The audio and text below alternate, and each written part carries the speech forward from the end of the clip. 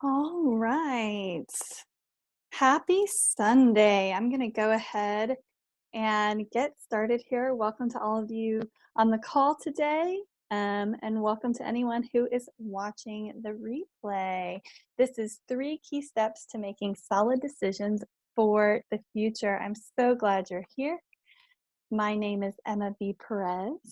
I appreciate you taking the time to be with me today. Your being here demonstrates your commitment to setting your teen or teens up for success. And I just love that because I have a similar commitment to young people myself. I've been a teen and young adult mentor focusing on college and career for almost a decade now. What I've learned in those years is that teens need so much more than just here's how to get into college. They need guidance to crafting their own definition of success, and they need additional knowledge and skills to be prepared for life after high school. So that's what I'm going to share with you today.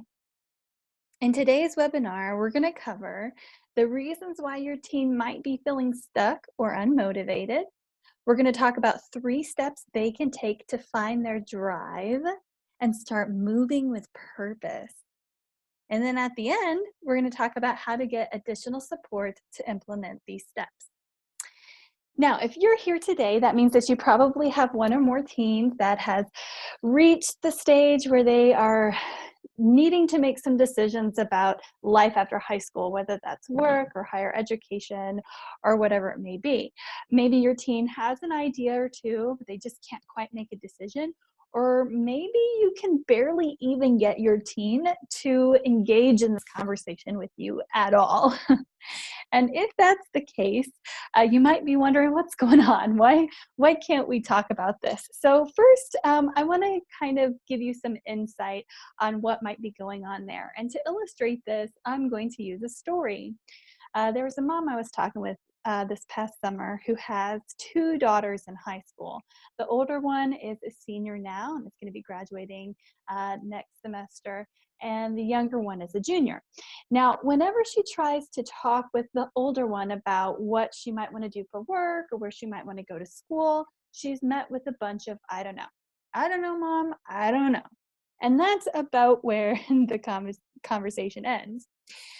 Well, to make matters a little bit worse, the younger daughter has all kinds of ideas for what she thinks she wants to do. She's got lots of career options. She's got lots of college ideas, which doesn't help the older daughter feel any better. But at the same time, the younger daughter is not close to making a decision. She's got all these options and isn't choosing any one of them. The truth is, you guys, they actually have the same problem. They're just coping in 2 different ways. And the older sister actually already told her parents what the problem is. She said, I don't know. They don't know what they want, and they're not really sure how to figure out what they want. So let's put ourselves in their shoes for just a moment, okay? Imagine your teen who is facing one of the biggest life transitions they've probably had to face yet in their life. One of the biggest decisions they may have had to make in their life so far, and they have no idea what they want, no idea how to figure out what they want. And meanwhile, all of the adults in their lives are telling them the time is at hand, time to decide. What do you want? What are you going to do? Tell us what you want. And they don't know. So how would you cope in a situation like this? Well, teens tend to cope in one of 2 ways. The first one is avoidance, much like the older daughter that I was just telling you about. They say, I don't know, they want to drop it, and they want to go back to thinking about things that they do know. It's much more comfortable in that place, okay? The other way that they might be coping with this is with over-analyzing. That's me. That one's me. So this teen, like the younger daughter I told you about, she has collected lots of different options. She's got a big old pile of options, and doesn't know what to do with them now. So one is avoiding, one is over-analyzing. They have the same problem, but they're coping in 2 different ways. And they both can lead to indecision. So what do? Where do they go for help? Well, they might go to a guidance counselor. Now, a guidance counselor at school is a great resource. They're going to help you fill out college applications, help you figure out what to write on your essay. Maybe they'll even help you figure out, scholarships and loans and things like that. But there's not really a lot of helping you figure out what you might want to do with your life or with your career, right? It's once you've decided, here's how to get into college, okay? Okay, so maybe school, maybe all these different classes that you take at school will help you figure out what you want. Well, that kind of depends, right? If you have interests and skills and talents in, the subjects that are taught at school, then you might get some idea of what you might want to do. But if your interests or talents lie elsewhere, then you're not really getting much of a chance to really kind of figure out what you want, right? So maybe you go to a parent. And I've talked to lots of parents who have or had not had their teens come and ask them about this. And a lot of what I hear is, it took me years and years to figure out what I wanted, or I still don't know what I want. So how does a parent help their teen figure out what they want if this is the case? And maybe that's you. And maybe you're also a parent who's willing to do everything you can to prepare your kids for life after high school. Maybe you didn't get a lot of guidance in figuring out what you wanted, and it took years and years, but you want to figure that out for your teen, and that is why you're here today. So let's go ahead and jump right into the nitty-gritty so we can help your teen figure out what they want and start making some decisions with some confidence, okay? So how does one figure out what they want? Now, I've heard people say, you just have to experience life. You got to have some years and some experience under your belt to figure out what you want. And that's one way to do it, but it is not the only way. And I think some people think that it is because maybe it's the only advice they've been given or the way that they did it. But there is another way to do it. Now, to illustrate this to you, I'm going to use an analogy, okay? Let's say you have a math problem to solve, okay? And there are two teachers that you can ask how to solve this. So you go up to the first one, teacher, how do you solve this? And they can say to you, well, you just kind of got to wing it, okay? You got to try a bunch of different things and see what works and what doesn't. And hopefully sooner rather than later, you'll stumble upon the formula. And then you can plug your math problem into that formula and get the answer. So then you go up to the other teacher and you say, how do I solve this problem? And they say to you, oh, well, here's the formula. All you have to do is plug this math problem into the formula and you'll get your answer, okay? So which teacher would you want to work with? Probably the one with the formula, right? Yeah, so it's the same thing here. You can allow your teen to wing it and hope that they stumble upon what they want sooner rather than later, or they can utilize a system to help them figure out what they want and to start moving with direction and purpose from the get-go. Can you imagine that? Imagine that as they start to take their first steps into adulthood, they're already moving with direction and motivation. Imagine giving your teen this formula now, giving them their direction now, so that as they move through life and big decisions come their way, like should they marry that person? Should they go work for that company or move to that city? They will know if it is the right choice for them. And yes, life happens. Circumstances change. And sometimes when the circumstances change, what we want for our lives change. But if you already have that formula, if you've been given that formula, then you know how to use it. And as your circumstances change, as that math problem changes, you can just use the formula again to get the new answer for the new math problem, okay? So what does it take to move with direction and purpose? Well, the formula that I use is all about helping young people create a vision for their lives. When you have vision, you can move with direction and purpose. Now, to illustrate the power of a vision, I'm going to use an analogy again, because I love analogies. And this time I'm going to borrow one from Simon Sinek. You might know who he is. If you don't, I highly recommend looking him up. So the analogy is this. Let's say that we are standing in a room together, and I tell you, go to that corner over there, that one right there, and take a straight path to get to it. So you set out on your journey, you're on a straight path, headed towards that corner, and I come along and I put a chair right in your way. What might you do? Well, the power of human ingenuity, you will find a way around that chair to get to that corner. You might go over it, around it, under it, whatever works for you. So, okay, it's not exactly a straight line anymore, but you overcome an obstacle to get to that corner, right? It was about getting there. So when we have a vision, we can more easily overcome an obstacle. Now, I want you to reset, okay? And this time, I'm going to tell you, all right, go anywhere in the room that you want. It doesn't matter where you go. Just start moving and move in a straight line. Okay, so you're moving in a straight line, and I come along and I put a chair in your way. Well, now what do? Because it's not about where you're going, it's about moving in a straight line, and you can no longer move in a straight line. You're stuck. Or maybe you turn and you go in a completely different direction. So you try moving in a straight line that way, and I come and I put a chair. So you move in another direction, and now you're aimlessly wandering. So you either get stuck or you're aimlessly wandering, right? So this is the power of a vision, okay? When you have an end destination, someplace specific that you're trying to get, you now have direction. When you have an end destination, you have a reason for every step that you take. That is purpose.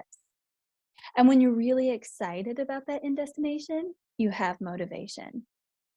So if you can help your team create a vision for their lives, then you'll be setting them up for a joyful, fulfilling life. You will have helped them create their own definition of success rather than getting swept up in the current of what everyone else is doing. So let's talk about the 3 steps that one can take to create a vision for their life. How do we do that? How do we create a vision for our lives? Well, the first step is to explore talents. The second step is to define passion.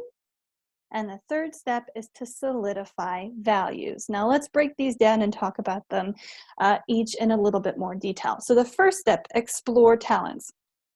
So here's what I want you to keep in mind when it comes to exploring talents. So this is skills and talents here. When it comes to our education system, okay, our schools, the way that our education system is designed and structured as of now, teaches to certain types of intelligence, not all.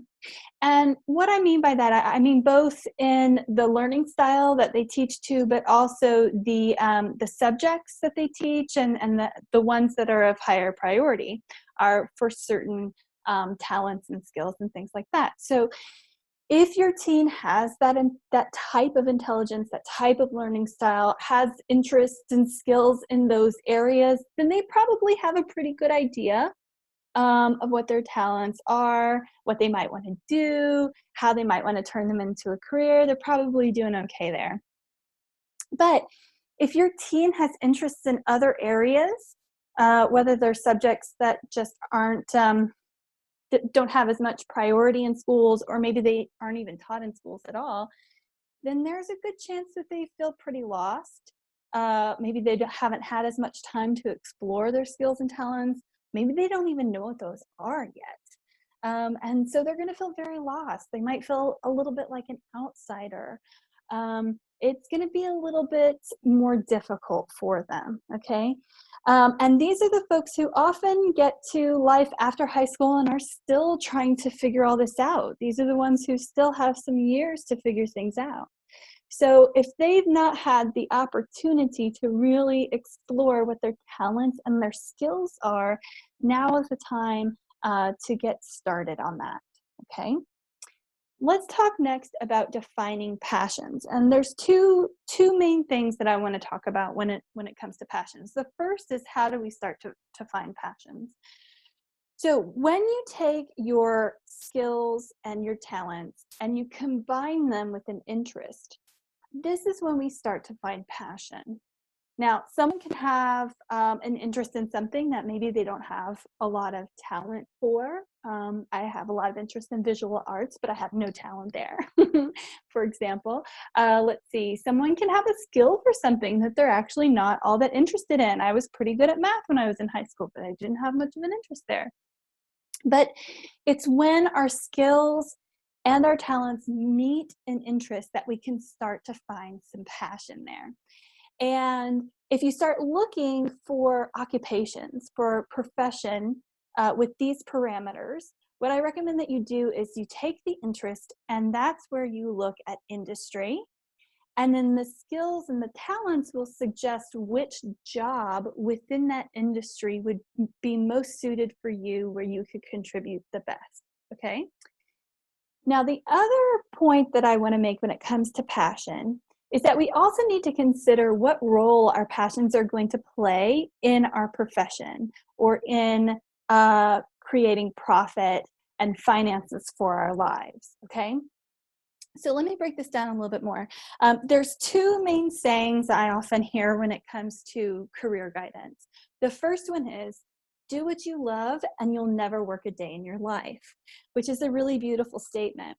And so this often leads people to pursuing passions entirely and allowing that passion to fully financially support their lives. And for some people, that works out very well. However, for other people, sometimes placing the burden of sustaining your life on your passion could end up killing that passion. And what might be better is to do something similar or adjacent, or that uses the same sort of talents and skills but isn't the direct passion. Maybe for those people, it would be better to allow the passion to be something that fills you, but that you're not relying on finances for, okay? Another statement that I often hear in college and career guidance is, just as long as you go to college, you'll get a job and you'll be financially secure, and that's all you have to worry about. Just go to college, get a job. And for the most part, that is pretty true. But that advice can often lead somebody to completely forget about their passions altogether, to completely sweep them under the rug, and to not prioritize them or make room for them at all. So we don't want to forget about our passions either, because whether they directly lead to profit or income for us, they can be a great indicator for what we might want to do, not only for work, but for our lives in general. Okay?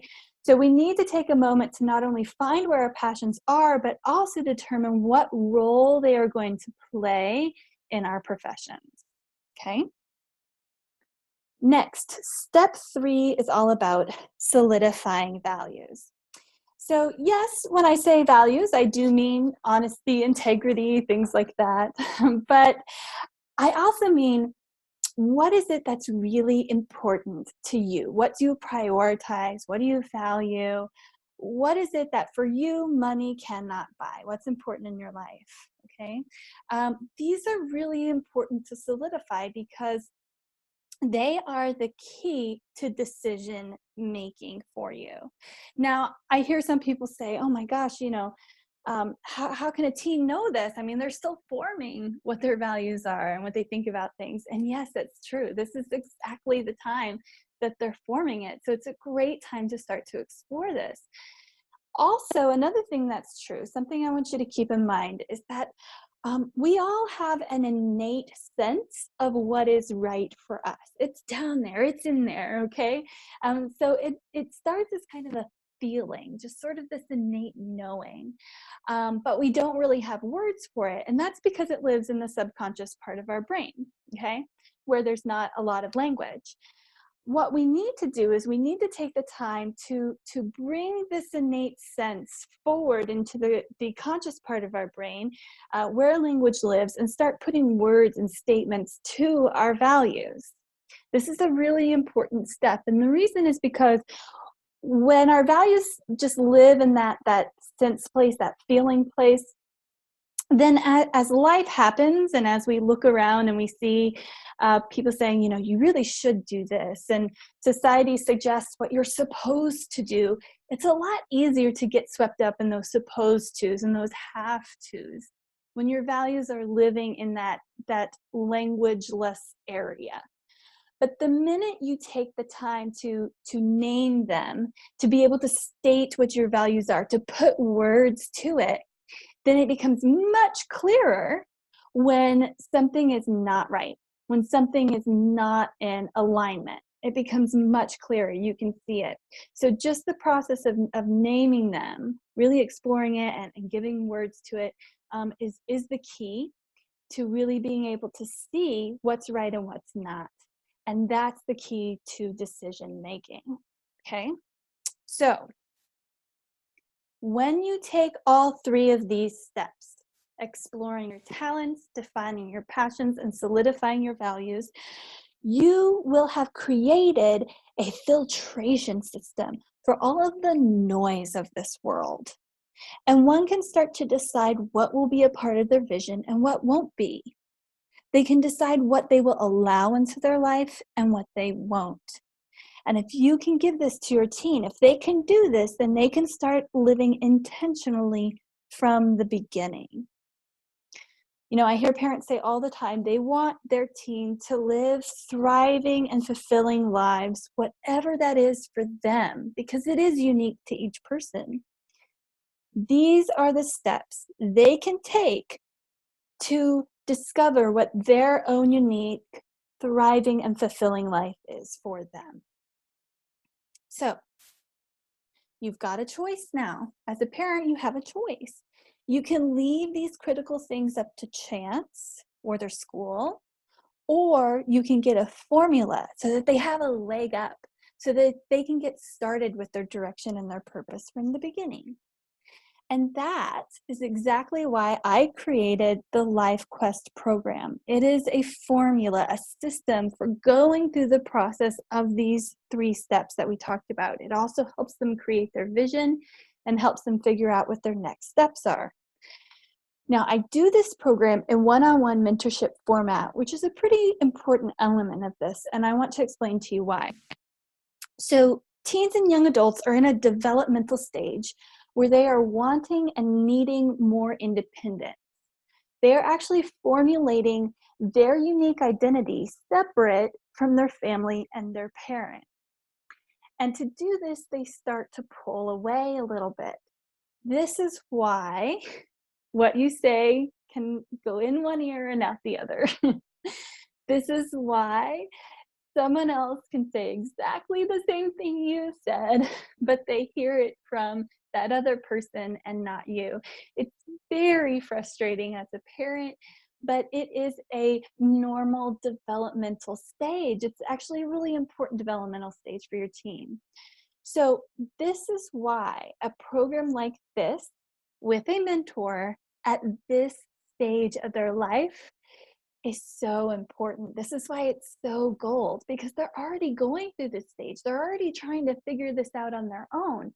And so you have the opportunity to give them a system that they can follow with a mentor that can guide them through it. Okay? So if you want to give them the best chance to solidify their values, to define their passions, to explore their talents, and to do it in a systematic way with a guide, then I'm going to give you the chance to hop on a free consultation with me. I've opened up my calendar for the next couple of weeks. And so you can snag a free consultation. And what we'll do is we'll talk about your teen. We'll talk about any struggles or challenges that they face. We can talk about your dynamic, where they are in this process, if they've already discovered things, if they haven't. We'll figure it all out and we'll come up with a roadmap for your teen and your family. So what I'm going to do is in the chat box, I'm going to put the link to my calendar. So this link is directly to my calendar.